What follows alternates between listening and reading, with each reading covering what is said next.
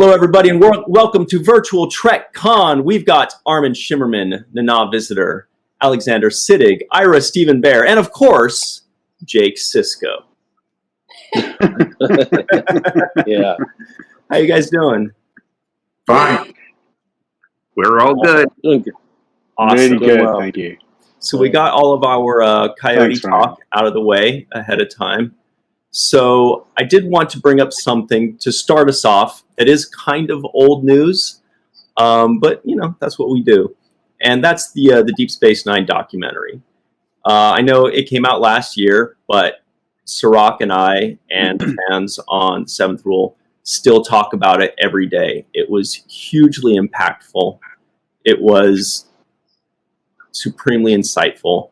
And we talk about it. We think about it constantly. So the first thing I kind of wanted to bring up was revisiting it. I know the interviews were a few years ago and the premiere was last year.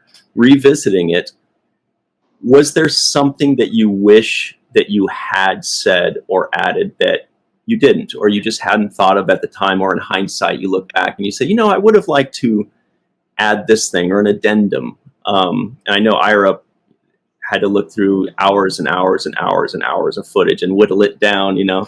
So he's probably got a ton of stuff.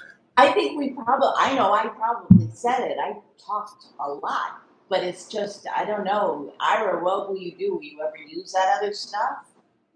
Yes, indeed. Yes, cool. Indeed. The plan is, and obviously COVID has kind of interfered. We were supposed to have a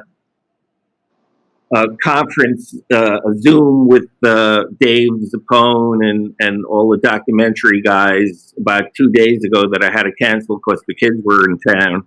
But next week we're going to do it. There's being work done on all the interviews because there's so much stuff. There's so much good stuff. Obviously, we could not use. So we're doing the entire writer's room. I know everyone, we talked about this now, seems like forever, but yeah, we're going to put out the entire, or almost the entire 4.5, 5 hours of the writer's room to really make people suffer. You know, you have to be a masochist. They really want to know what it's like to be in a writer's room without the way we did it in the movie, which was we made it nice and linear and simple and clear. But that's not how a writer's room really functions. It's chaos and thoughts going every which way. So we're going to put that out, and we're going to hopefully put out extended interviews that you guys did, because it would be a shame for it to just disappear.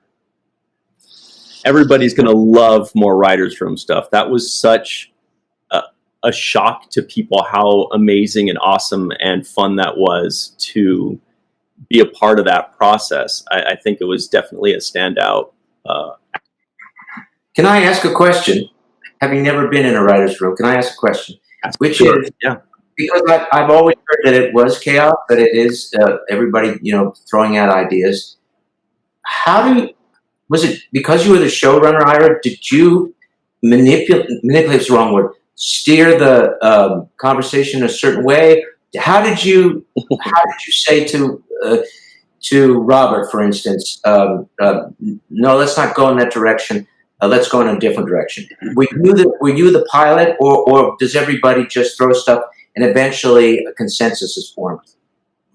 Well, in a writer's room, obviously someone has to have the final decision, you know, or else you'd be, Robert and Ron would have been arguing for 5 hours on one minute point, you know. So that was the final decision. And that would be me in terms of the Deep Space Nine writer's room. But what I used to say back in the day, and I'd rather we were talking about Deep Space Nine than the documentary, to be honest.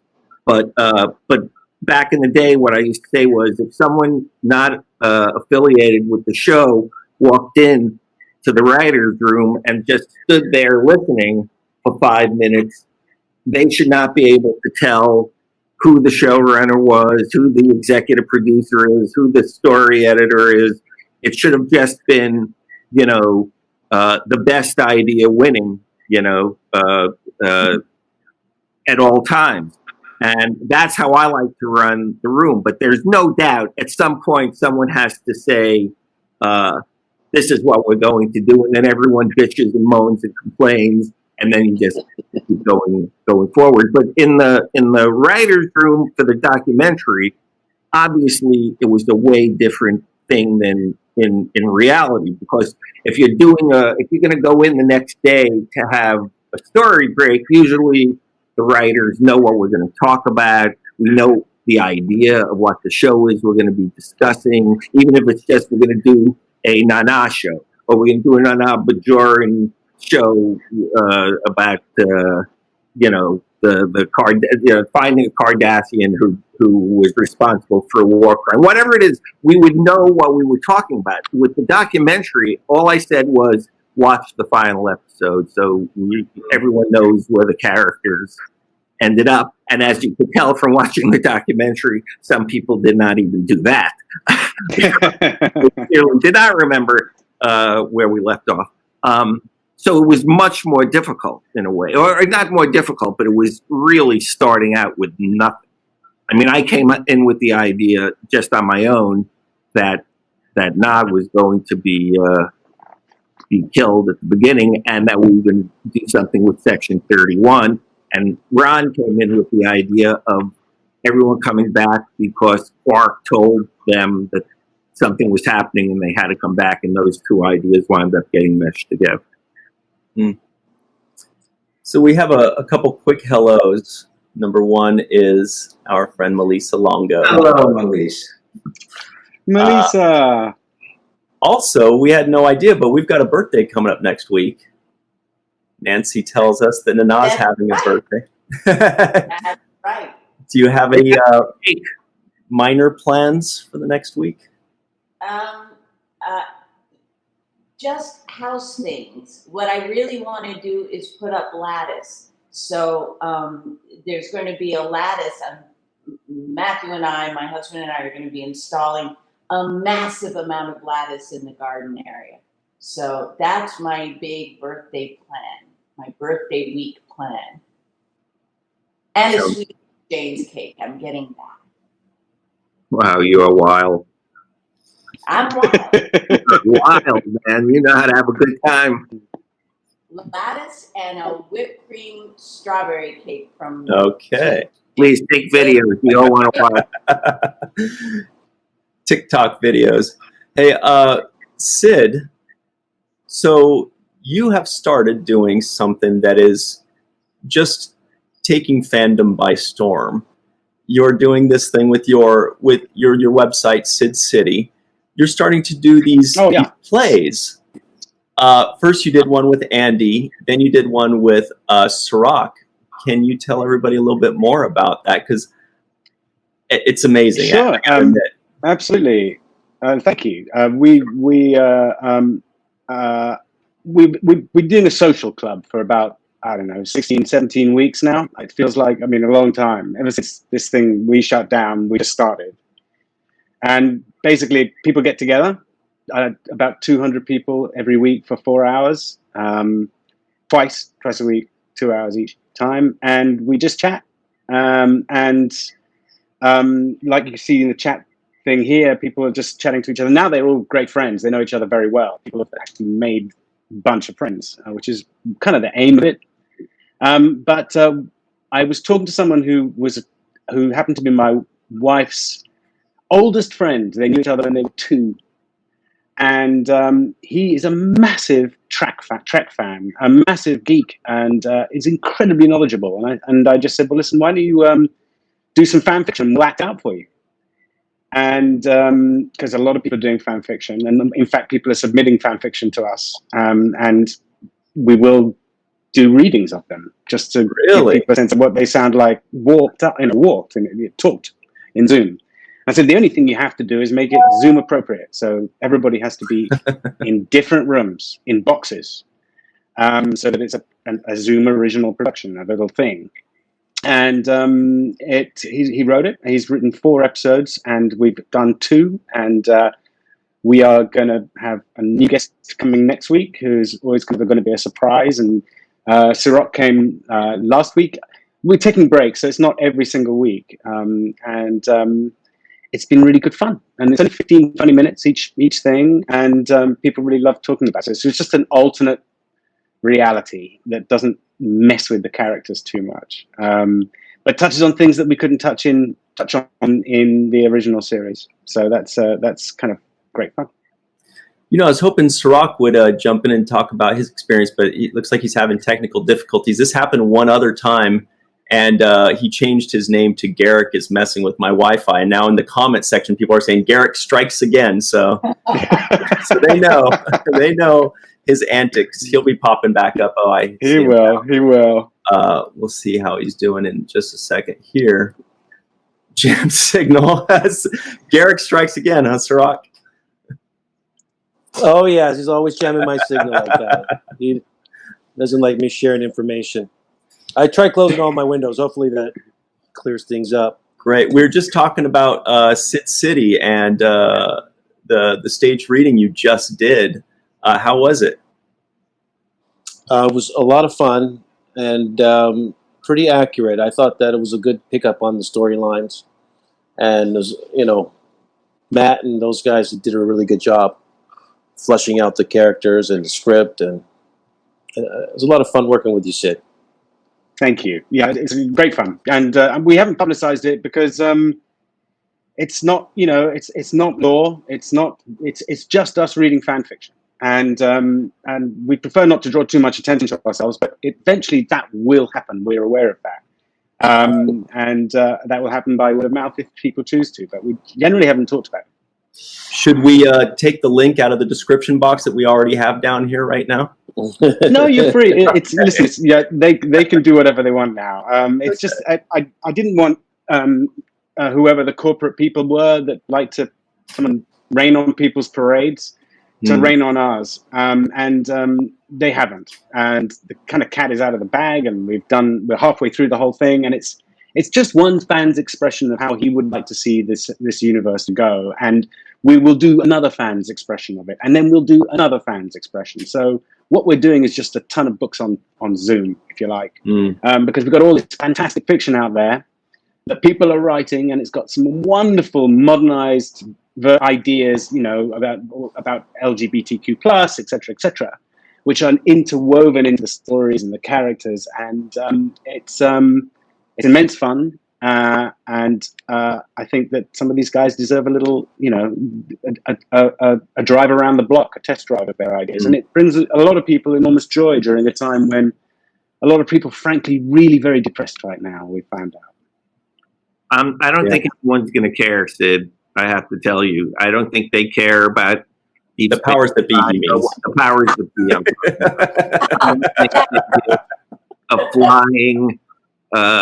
they just don't care. So I'm really glad to hear it. As much as I'd be very surprised at this point if they are juggling. They have world domination in mind in terms of Trek, and Well, I'm glad to hear that.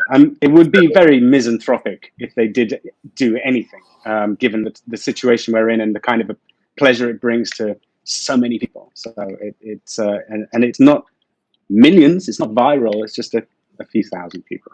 But even plays, I went into a meeting with Sid in Sid City, and I have to say it's absolutely fascinating. I haven't seen anyone else do something like this, but what happens is it's not a Sid love fest, let's talk about me. Sid is actually interviewing in depth all the people who come in, asking about their life, asking how they're doing, how has this impacted your work, what have you noticed? And it's a fascinating window into Russia and Switzerland and all these different places and all these different little rooms all over the world.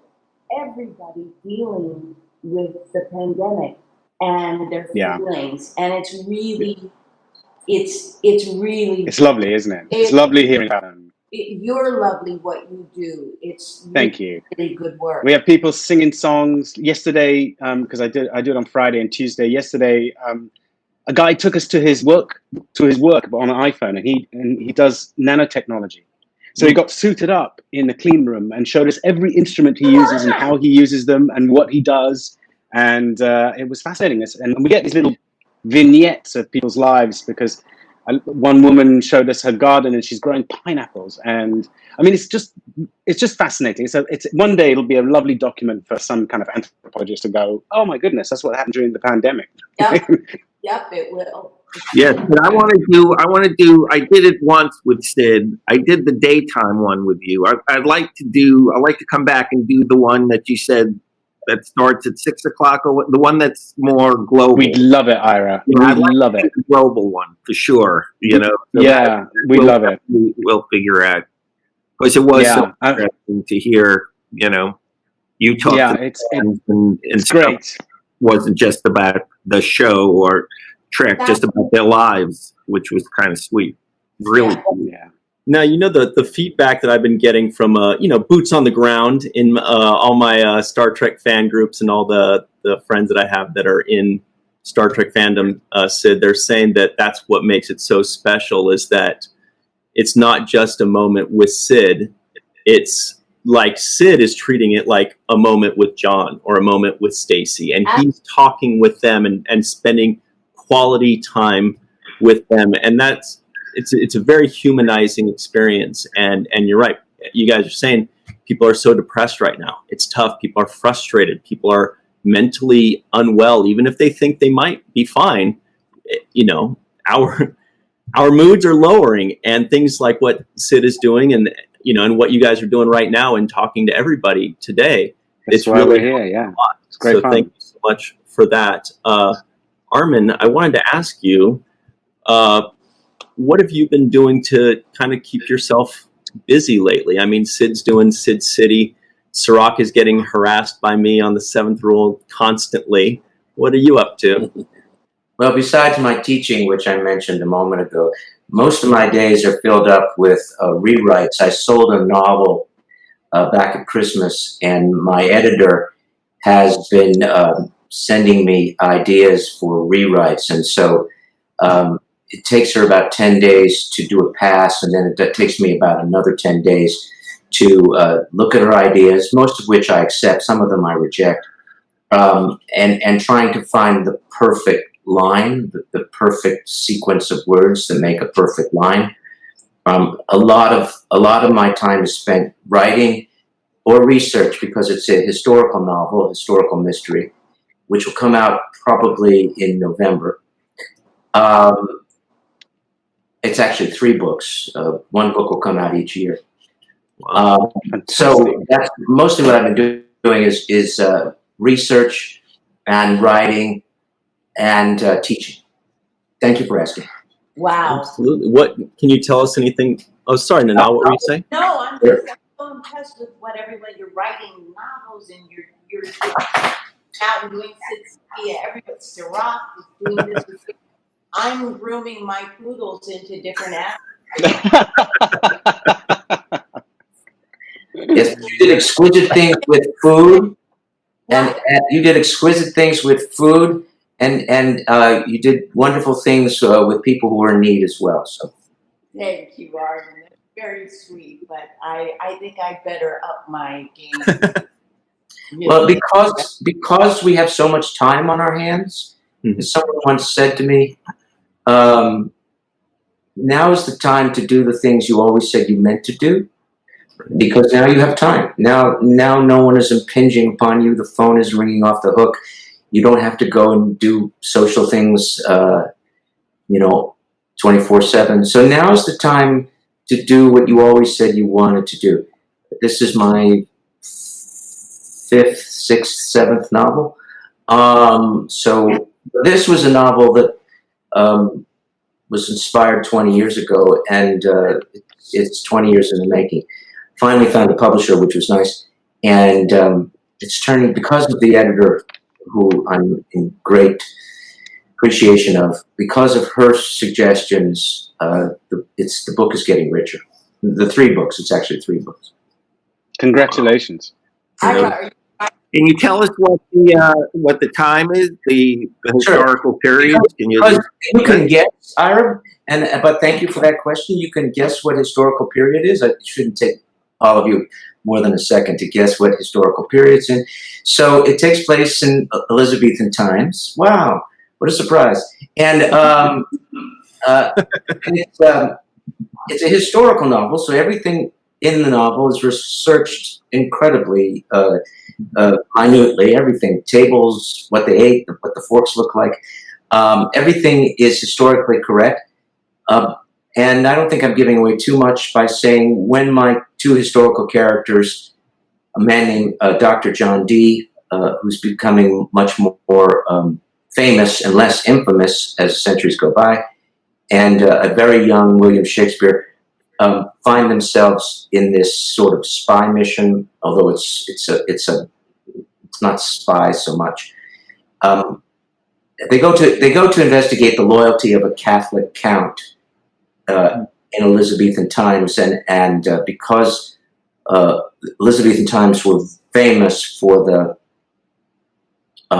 antipathy between the Catholics and the Protestants, and its Protestant government, they're looking to find out if the count is a traitor because of his Catholic background.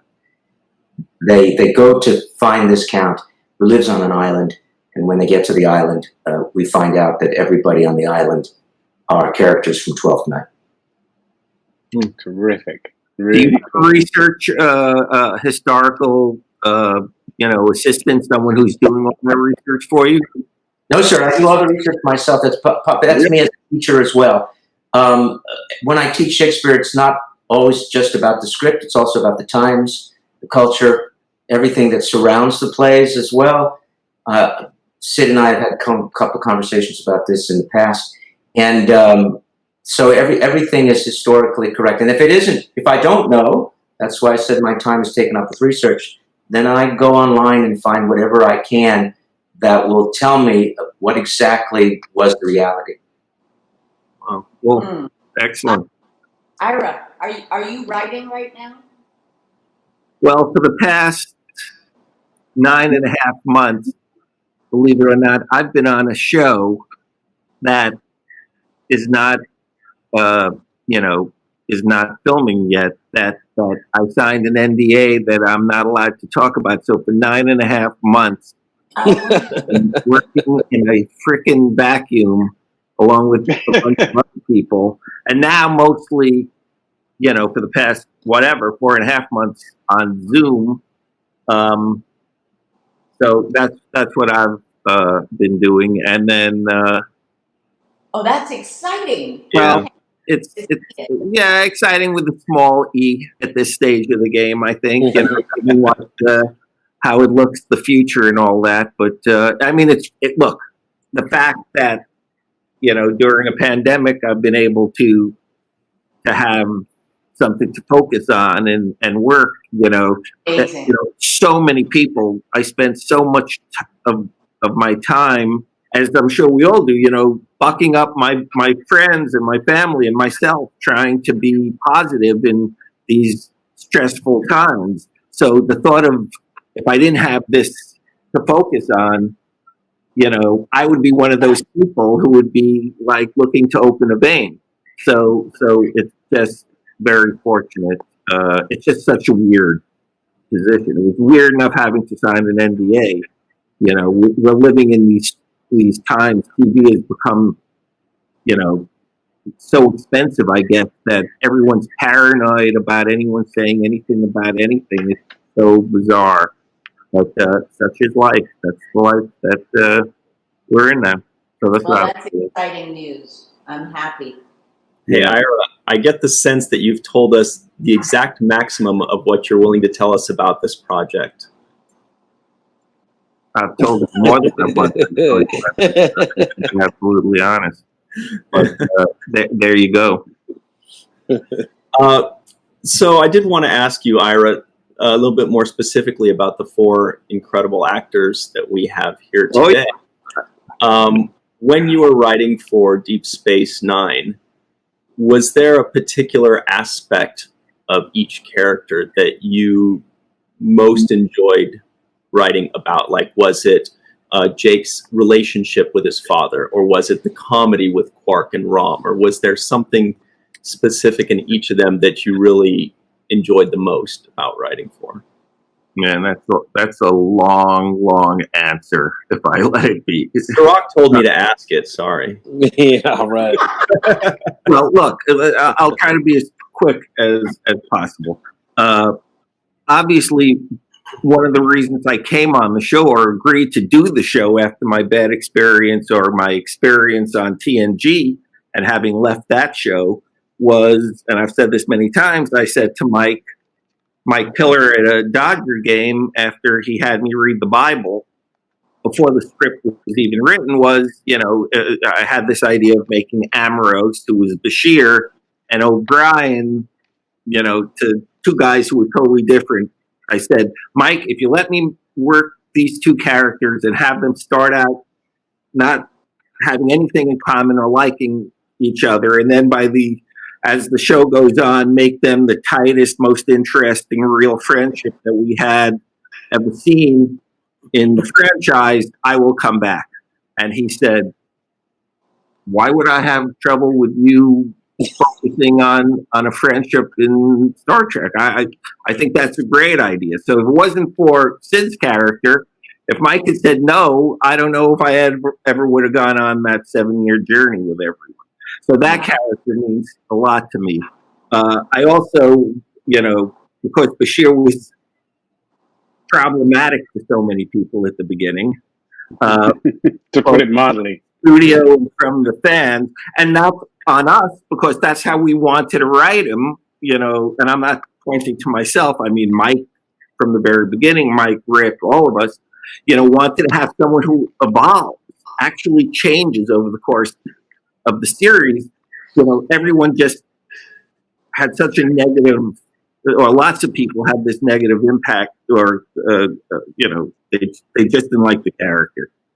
But we stuck with it, and the character grew, and we knew people would wind up loving him, and so that was important. So it was just watching the change in the character as he went from that, he was almost a kid. I mean, if we didn't have Cirroc on the show, if we didn't have a 13-year-old kid on the show, Bashir would have been the young man, the youngest person on the show, it seemed. And so watching him grow, I thought that was really interesting. We liked doing that. Jake the whole thing was, we said at the beginning, he's not going to be Wesley Crusher. That was the idea. He was not going to be Wesley. We were going to make him a character that people actually wanted to see. And it started out, it was tough at the beginning when he was small or smaller. The relationship with his father was fantastic. Thank God we had Nog, we had Aaron, and we got to do a lot of fun things with them. But it took us a while to believe that they could carry, a B story, that it would be a B story that actually had validity for the show. But we came to realize that was the case. So just, again, watching his growth and watching him grow up on the show and change and deepen, that was a lot of fun. And I gave him and Nana the last shot of the show, which, was, I felt was a little gift to the two of them. Originally, it was going to end in Quark, with Quark just being in the bar and being that thing that never changes. To Quark, it doesn't matter who's there, who's not there. His life is his life, and I like that thought of continuity. But it just, as we got closer, it didn't have the poetry that I felt the show needed for that last final shot. Originally, it was going to be him at the bar cleaning, and then pull back up to the second level, blah, blah, blah. Which would have been nice, but I think we needed something with the station. So, to see that kid who was this little kid at the beginning, and then see him having gone through what he went through, losing his dad, at least for the time being, and still be upright and still looking forward to what happens next, and not being alone. We don't want him to be alone. And Nana, Kira's so powerful and strong. We thought that was the one we should put him with. So that was great. The ending of that. Nana, Kira. From the very beginning, there was all this talk about Michelle Forbes that I never really worked with her, so it didn't have much of an impact on me one way or the other. I mean, I like the actress, but, it wasn't like a problem for me that didn't work out. And then, as I've said many times, I thought that the way Nana conducted herself for 7 years as a human being and as a professional was very impressive. The character was so, even before the whole thing, I know it's a bunch of guys writing women. I understand it would have been great to have some women on staff. It was a different time. Trust me, if there was, well, we won't go into it. But I thought she was a great character, and I like, this is going to sound a little bit, but I think that we softened her up a little bit, which I thought was good. She was so angry at the beginning. That's when we used to talk about she's the toughest woman in the galaxy. John Wayne, she was our John Wayne. She'd do that walk. Good grief. You don't want to get in the way of that walk. So it was always good. The whole Bajoran thing, the Bajorans were not going to, as much as it was supposed to be get the Bajoran in the Federation, Kira was like the living embodiment why they didn't need the Federation. They didn't need the Federation at all. So, just writing that I thought was kind of interesting. That character representing, in a way, the strength and the spirituality and all the aspects of Bajor. And then Quark, what can I say? I said, we're going to have a Ferengi on the show. I remember telling Mike, I said, I got to tell you, I think it's a bad idea. I had written, on TNG, I wrote the character that Max played in Captain Holiday, which is the whole, I couldn't understand why they wanted a Ferengi at the beginning. And then, as soon as I saw the whole thing between, one of the first scenes I wrote on the show was a scene between Odo and Quark for Babel. And, it all suddenly, the coin dropped. And I didn't know, the stories that I know that Armin always tells about how he did some, TNG and being a Ferengi and how he hated his performance and all that stuff. I didn't see that performance. Thank God. Know that performance. that wasn't being over. I heard about it, but I never. You would have fired me on the second episode if you had seen it. So it was just like, okay, I get it, and we had a lot of heroes on the show. We had a lot of heroes on the show, and it was great to have a character who was not your typical hero, who could play other things, not just humor. I don't like the word comedy as much, but humor, but who is very human, and I still say that besides O'Brien, the most human people on the show were the Ferengi. And obviously, as we went on, Quark became a spokesperson who was able to talk truth to power and actually kind of point out some of the flaws in the Federation philosophy and thinking that I thought were very cogent and very pointed. And he had an authority that made it work. So, they were all fun to write for. Jamal Taylor, one of our favorite people here, he just brings up one quick point. It looked like, Armin, you're about to say something. I'll take this down in a second. He says, the whole show felt like most of the characters were there healing themselves and each other unintentionally. Nobody chose to be there but Quark. Just thought that was a really good point. It did seem like you guys all kind of ended up coming together. Armin, were you going to say something before I did that? Well, before I ask the question I want to ask, I think there's a similarity between what the world is going through now and our show, in the sense that we are forced to live together and deal with our problems as a entity, as an ensemble, whether it's dealing with the pandemic or dealing with the fact that you're quarantined on a space station. And it's just that, what you said, Ryan. We either we're going to kill each other or we're going to help each other survive. So I totally agree with what you just said. I have a question for Ira, because while you were talking, something occurred to me that never occurred to me before, and perhaps at just this moment, and because Sid was in front of me as well. He's coming back, by the way. He just sent a message that he had an internet crash. He's right back. Sure. But here's my question for Ira, which it's more for Ira than for Sid anyway. Why were there no scenes between Quark and Bashir?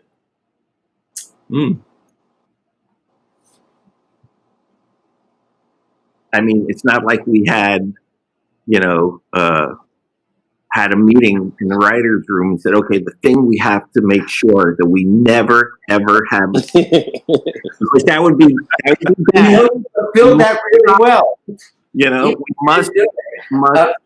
Just because Sid was sitting here a moment ago, and you were sitting there, and you were talking about Sid's character, which lovely, and about everybody else, also lovely. But I don't remember really doing. I must have had one or two, obviously, but really in 7 years, I don't think, considering that our establishments were across the hall from each other, we didn't have much to say to each other. I will say this, Armin. The one thing that the last, how many years it's been now, where I've actually thought a lot about the show, because I've had to think a lot about the show. There are so many things,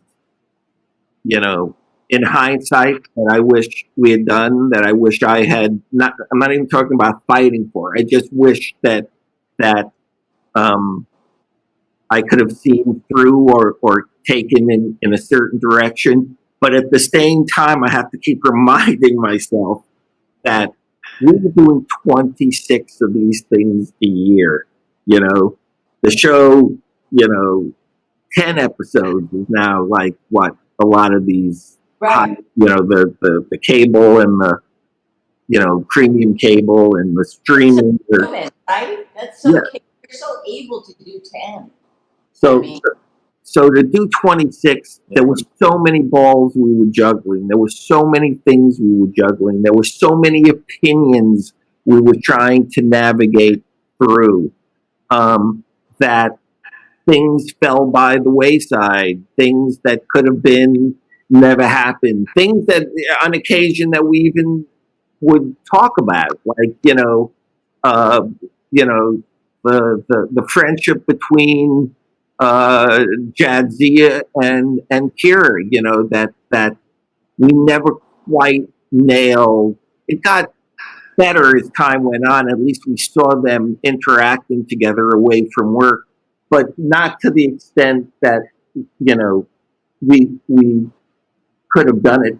It's just that it seemed that the show was such a departure at the time from what was considered Trek, off of this monolithic success of TNG, and we spent so much time at the beginning trying to get not just out from under its shadow, but finding the voice that was specific to this show. It took a lot of brain power. I spent 7 years thinking nothing else but Deep Space Nine, all the time, day and night. So the fact that I missed so much stuff in my head appalls me on a certain level. But at the same time, it's like, hey, that's how it went down, and that's all we have. And Ira, not in any way am I, lambasting you for having not written the same. I just wondered, you know why, but you've just now explained it. You've had so many balls in the air. There was only so many things you could do. And I'm speaking for all of us here, and probably all that are watching as well. We are very grateful for all that you did to make those stories as complete, as interesting, and now 25 years plus later, it's still marvelously relevant. Marvelously relevant. Hell yeah. Absolutely. Yeah, but that And I think that the relationship with Quark and Odo actually turned out to be one of the big friendships, even though it's not really a surface level friendship. It really plays like a friendship when you watch the banter between them. Classic frenemies. well, I just love seeing. I mean, and I'm not gilding the lily here. I really mean this. From the beginning, and it was years later when I realized that they weren't quite as close at the beginning as they became. But I just thought Renee, and Armin had this relationship off camera that I would see where they seemed to genuinely like each other, that they were friends. And Beyond like, Ira. It was beyond like. So the idea of playing them off against each other and giving them those moments, because you always knew those moments were going to work. So that was one of the joys. I mean, that was early on. I mean, we found that almost immediately. They just give them 10 lines and they made a meal of it in the most positive way. And if I may, let me tell you a very quick story. I don't mean to interrupt, but a very quick story. When Renee and I had done a play together years before Deep Space Nine, I think we had maybe 6 words together during the course of the rehearsals and the run. I wasn't too fond of René Aubergenois doing that play. I'm sure he didn't even know that I existed when we did the play, because we had no scenes together and we were never on stage together. So, and it was a big play with a lot of people. And so that incredible romance between the two of us developed because of the show, because you put us next to each other in the makeup trailer, and we found out how much we loved each other and how much we had in common. So thank you. See, I went under a whole different assumption. See, I thought you guys knew each other and were bonded together for years. I'm not kidding. I just thought, wow, those two guys, and to me, growing up the way I did, friendship and the bond is really important. That's why the first thing I said to Mike was, let me get Bashir and O'Brien together. So the idea that I thought we were mimicking a relationship that was already in progress just shows you that reality is a very kind of individual thing. That actually reflects what Cirroc always says when we're reviewing our show, is that he says, and it's something we noticed from the very beginning, was that from episode 1, it seemed like Renee and Armin's characters were the ones that were already fully fleshed out, whereas the others were a work in progress more so. And it almost was because of that relationship between the two of them. It seemed you played off of each other so beautifully. Well, look at this circumstance. We have Abbott and Costello. We have a tall, straight looking person who is all gruff and grum, and we have Costello, who's an idiot and very short. You have tall and short. You have smart and dumb. It's a perfect relationship. I don't think you were dumb. You were anything but dumb. If you were dumb, then there would have been no sparks between you and Odo. He wouldn't have given you the time of day. The fact is that you were just so suited to one another. You completed one another. You were the wind beneath each other's wings. I'm going to put that in my novel. I get the tall and short of it, but I don't think the smart and dumb is at all relevant. When I was watching the show, rewatching the show, in the beginning, I feel like Kira's character is the star of the show because she's just carrying it in the first couple of seasons. A lot of the big episodes are about her and the strength in her character. Is that something you were putting thought into like that, or it just turned out to be like that? Are you asking me? Yeah, I'm asking you, Ira, if you guys wrote it that way, that she was going to be taking over scenes and being, like, to me, the main focal point of the show in the beginning? I'm not sure that we ever thought about it in those terms. You know, I thought we were trying to evenly distribute. I think the one thing that we liked and that I liked a lot was the ensemble nature of the show. I love the fact that theoretically, whether we did it or not, I'm sure you could point out and say, well, in season 1 and 2, but the thought was any of these characters, except maybe you, Cirroc, at the very beginning, because he was so young, any of these characters could have been the A story for any episode. They all had the ability, you know, the acting ability, the character was interesting enough.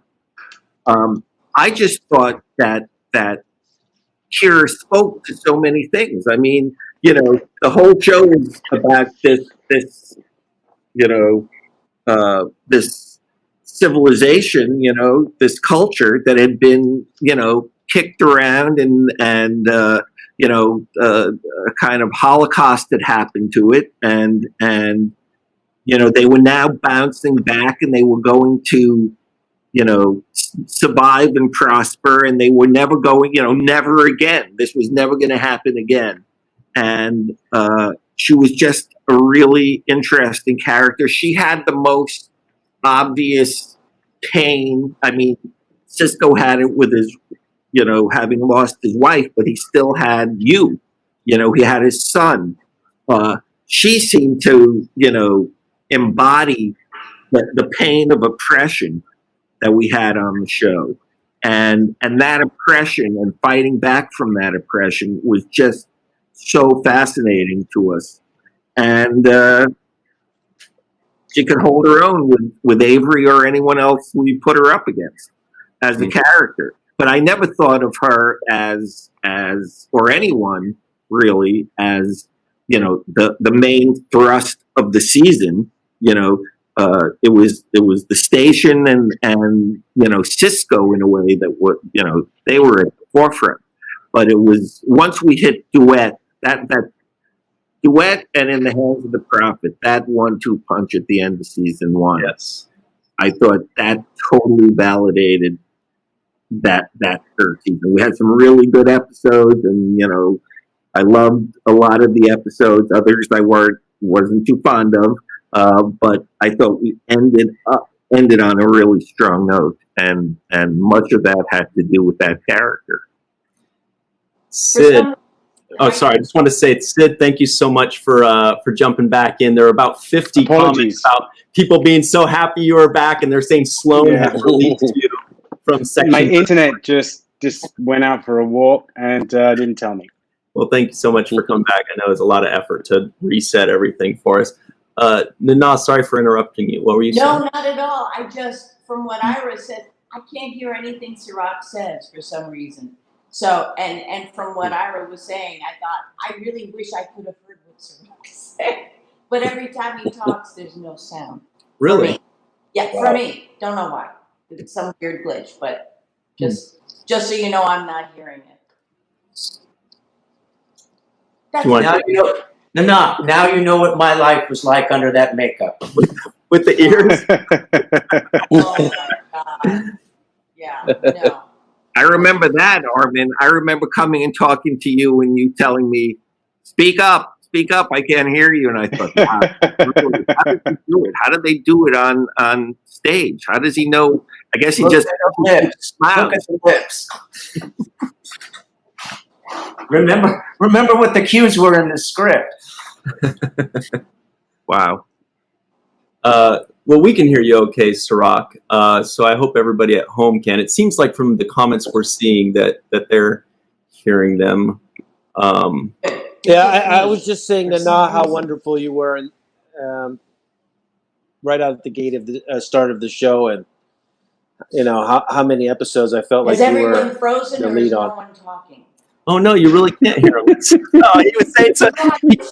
He keeps saying such nice things to you. He's going to have to text them to you.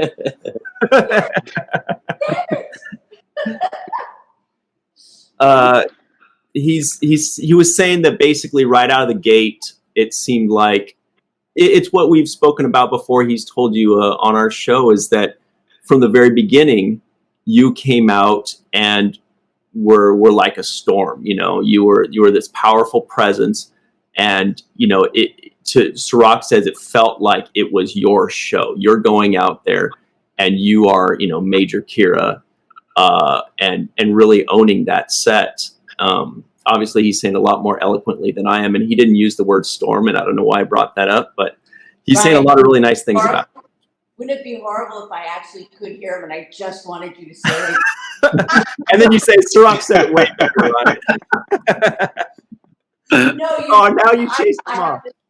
I have to say, I did a panel on women in Star Trek yesterday. That's right. And for so many young women, what they tell me about my character and how much of an influence it was. And I said yesterday, written by a man, written by a feminist, obviously. Right.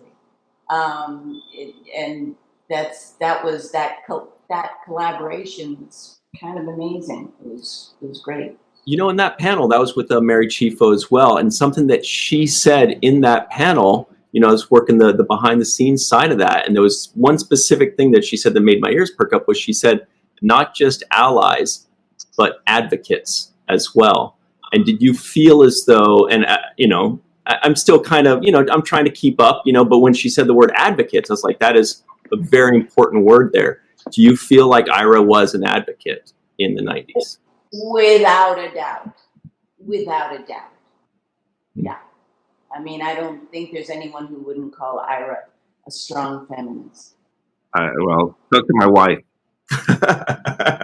Bring her on. Yeah, I'm not sure it didn't have something to do with it, but fact is. I just think that Mike and Rick, I can't say enough. As much as, there were conflicts at times, they just set up so much, more than they had any idea that they were setting up.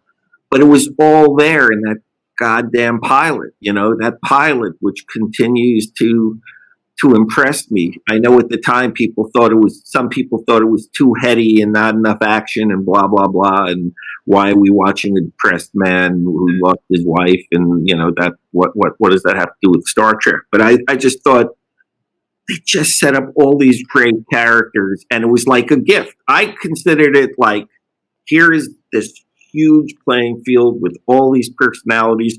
Go and romp in this field and just sow as many oats as you can. And so that's all we thought we were doing. And then suddenly it became, hold on now, there's still parameters. And it's like, no, screw the parameters, man. No. You've set this thing in motion, and it's up to us to just take it into places where no one thought it was going to go, that we didn't realize it was going to go. And that's all character. Ultimately, Bashir, the Federation, blah, blah, blah. Even the Dominion, the Dominion storyline. Who cares about the Dominion unless it impacts the characters? That's when it matters. That's when it's something. It gives us, Nog loses a leg. The Klingons, have to deal with a change in leadership. I mean, there's so many things going on. I don't have to tell you. Whose idea was it, Ira, to serialize the drama? Because that was very innovative. That TV became. I would have to say that was something that I wanted to do. I just felt, it wasn't even an idea, Sid. It just felt, natural. You know, I could not. What had you seen that had ever done that before? I mean, I think Hill Street Blues may have done it a bit. I don't think that It was what I used to say. Buffy the Vampire Slayer was out, or X-Files, or. Well, you watched 11 with Ivor, didn't you? It was. I kept saying from the very beginning. I think this is a line they used. Talk about dating myself. But when they did Rich Man, Poor Man, does anyone remember the miniseries that started Nick Nolte's career? I know, right? I don't know jack about anything. You need to need a seminar on the history of the business. But, I thought you said Rich Dad, Poor Dad. Yeah. So they called it a novel for television. And I remember being a kid and hearing novel for television because I love books. And I thought, yeah, that's what I want to do. I want to do a novel for television. And when I looked at the pilot for Deep Space Nine, I said, here it is. This is it. This is going to be a novel for television. Because I just really was having a hard time on TNG. One of the things that I was having a hard time with TNG is, you know, we would come up with these really cool stories that would then just finish in one episode, and then in the next episode it seemed like I kept calling it Bonanza television. That was my insult, which I still used in some things on Deep Space Nine, the way the show was filmed, Bonanza television. You know, everything shot from the waist up at times. But anyway, it just seemed like it had to be serialized. It wasn't. How did you get away with it? Because that is the business model. The business model is to actually make standalone television. But I know, but you've got bosses. You had bosses. You had people who could have fired you. They could fire me. How did you get away with it? The first day I was on TNG, I was walking down to the set, and I passed the UPM. This is day one. The UPM said, and we had just met up in Rick's office. And he said, hey, where you going? I said, I'm going down to the set. He goes, you can't. I said, what do you mean? He goes, writers aren't allowed on the set. I said, tell Rick he can fire me. That was day one. And if he had fired me, so he would have fired me. The last thing I gave a shit about was getting fired. You know, it was like, again, it's not that difficult. It wasn't like, It was all there. It was like this show had to have. It wasn't serialized enough. Sid. That's the problem. If you want to talk about problems with the show, it should have been serialized a lot quicker than it was. You know. But even when I talked to Mike about Bashir and O'Brien, what was that about? Serialization, taking that friendship and starting them here and ending here. As soon as he said yes to that at Dodger Stadium, you know. Gloves were off. Before, you know, I joined the show, you know, 6 months before anything came of it. As soon as he said yes to that, it was a serialized show in my mind. Without it even being in my mind. It was just like, that couldn't happen. We're going to do a show and things are going to change. But Ira, Sid is right. You had a lot of blowback. That we were a syndicated show. You were going to sell to the syndicates. It was not a network show, and the syndicates wanted individual episodes that a viewer could watch, miss a couple episodes, come back and not be lost. That had to be an enormous blowback that you had to fight constantly. Sid's right about that. If I had back end or points that it had some kind of financial impact on me, maybe I would have had a whole different point of view. But I was higher. So it didn't matter to me what the affiliates cared about. It got to the point, I've said this before, and it sounds very arrogant and it sounds very negative, but I don't really think it was. You know, by season 5, I was telling the writing staff, we're writing the show for us. Don't care about the fans, don't care about anyone else. The only people who can tell us whether we're succeeding or failing is us. Because no one thinks about the show as much as we do. And no one worries about the show as much as we do. Constantly. That's what we're thinking about. So believe me, we were tougher on the show than any critic, any fan. You know, I could, you know, episodes that people love, I can point to things that, are horrible or mistakes that we made. But again, the bottom line is, I get it, syndication. The fans were upset. But what made a better show? What made the show better? That's the only thing that mattered. What made the show better? And we agree with you on that. We agree with you on that. It's just that there had to be something you had to fight. That's all. And we appreciate. That's what we're saying, Ira. We appreciate the fight that you made in order to give us the best show possible. Right, but we weren't doing it for you. That's all I'm saying. We weren't doing it for anyone else. We still got paid whether you were doing it for us or not. Well, we are just about out of time here, friends. Money. So I do want to say that we really, really appreciate what you've done. Armin, very quickly, there's somebody that has been dying to ask you this question, if you could answer it relatively 2 hours. Is what was your favorite part about playing Quark? I suppose they mean maybe her name is Carolyn. I suppose maybe they mean the aspect, your favorite aspect or a favorite line. Or... Well, it's going to sound trite. A lot of my stuff sounds trite, but it's true. It was the friendships that I acquired, either with the actors or with the writers or with the staff, with everybody that was on that set year after year after year. That is without doubt my fondest memory. And I'll be proud and arrogant and say I'm very proud of what I did with the character. As I alluded to, I was able to the best of my ability, eradicate that horrible impression I made on TNG.